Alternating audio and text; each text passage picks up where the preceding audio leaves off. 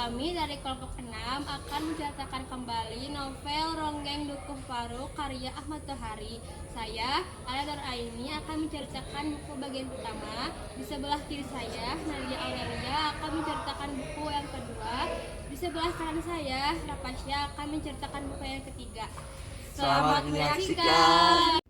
Assalamualaikum warahmatullahi wabarakatuh. Saya akan menceritakan kembali buku pertama catatan buat emak. Kisah ini dimulai dengan Serintil, seorang gadis muda dari Dukuh Paruk, sebuah desa terpencil yang kental dengan tradisi dan adat istiadat.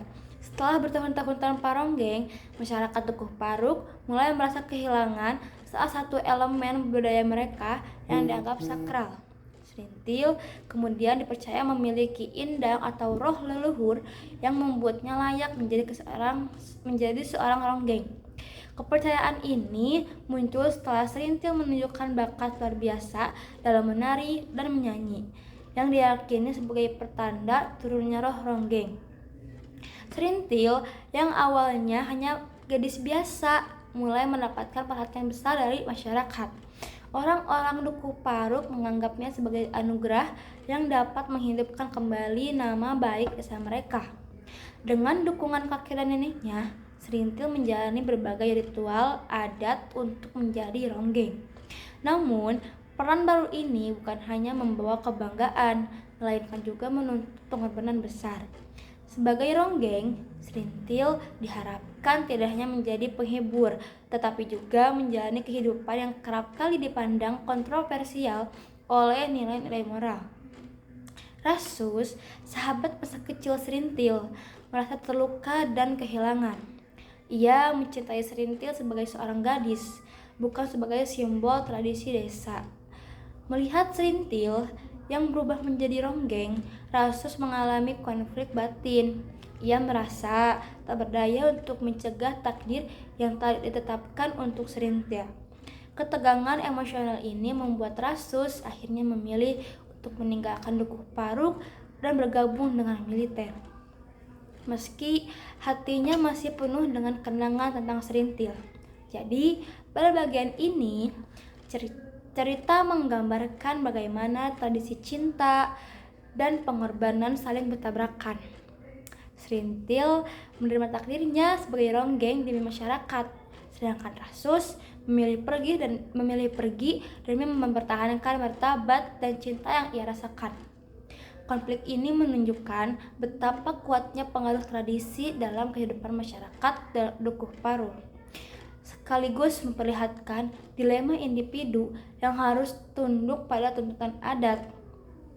Cerita ini syarat akan nilai-nilai budaya, kritik sosial, dan pergulatan emosional pada tokohnya, khususnya Serintil dan Rasus, yang masing-masing berjuang dengan nasib mereka di tengah kehidupan desa yang terpaku pada adat dan tradisi. Sekian cerita dari buku pertama yang saya sampaikan. Wassalamualaikum warahmatullahi wabarakatuh. Assalamualaikum warahmatullahi wabarakatuh. Saya akan menceritakan kembali buku kedua, Lintang Kemukus Dini Hari.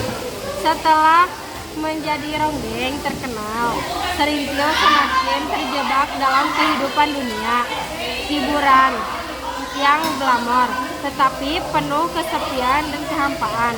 Ia tetap merindukan cinta sejati dari Rasus.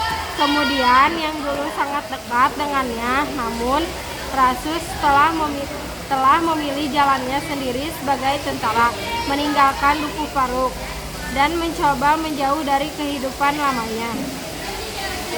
Sementara itu, situasi politik di Indonesia semakin memanas. Partai Komunis Indonesia (PKI) mulai merasuk ke desa-desa, termasuk Dukuh Paruk. Serintil yang hanya ingin hidup sebagai ronggeng terseret dalam pusaran politik tanpa sepenuhnya memahami konsekuensinya. Ia dimanfaatkan oleh kelompok tertentu sebagai alat propaganda karena ketenarannya dianggap dapat menarik dukungan masyarakat desa. Rasus yang bertugas di militer melihat perubahan hidup Kuparuk dengan perasaan khawatir. Ia merasa bertentangan antara tugasnya sebagai tentara yang harus menjadi keamanan negara dan perasaan cintanya kepada Serintil.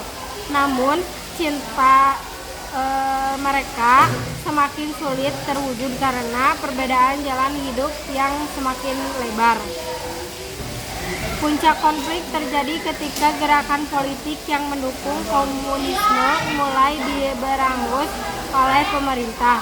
Kuparuk menjadi sasaran pembersihan dan Serintil yang dianggap berhubungan dengan kelompok itu mengalami penderitaan.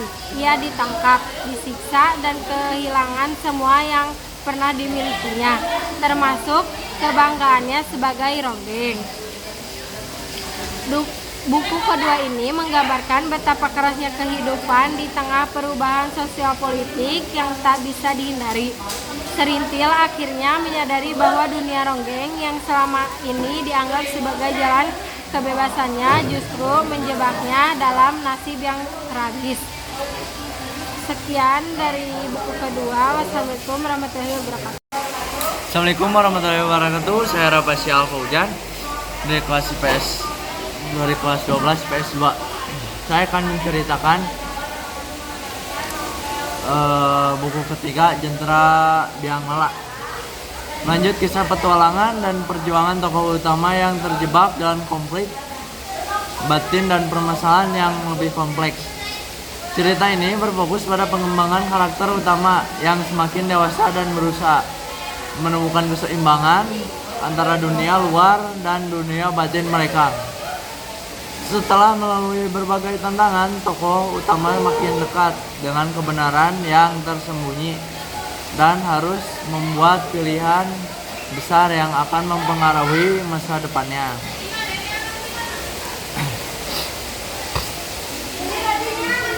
Keberadaan Jentera Biang Lala sebagai simbol dalam cerita ini menggambarkan kehidupan yang penuh dengan lika-liku, harapan, dan keterikatan yang tak terduga dalam buku ketiga. Ini tema tentang identitas, pencarian makna hidup, dan keberanian untuk menghadapi ketidakpastian menjadi fokus utama.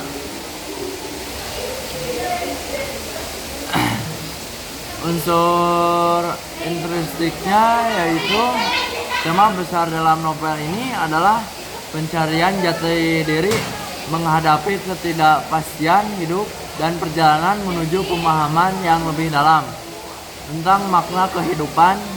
Tokoh dan penokohan tokoh utama dalam novel ini adalah seseorang yang sedang menghadapi dilema dan konflik batin. Penokohan dalam buku ini cukup mendalam dengan karakter yang berkembang seiring berjalannya cerita. Alur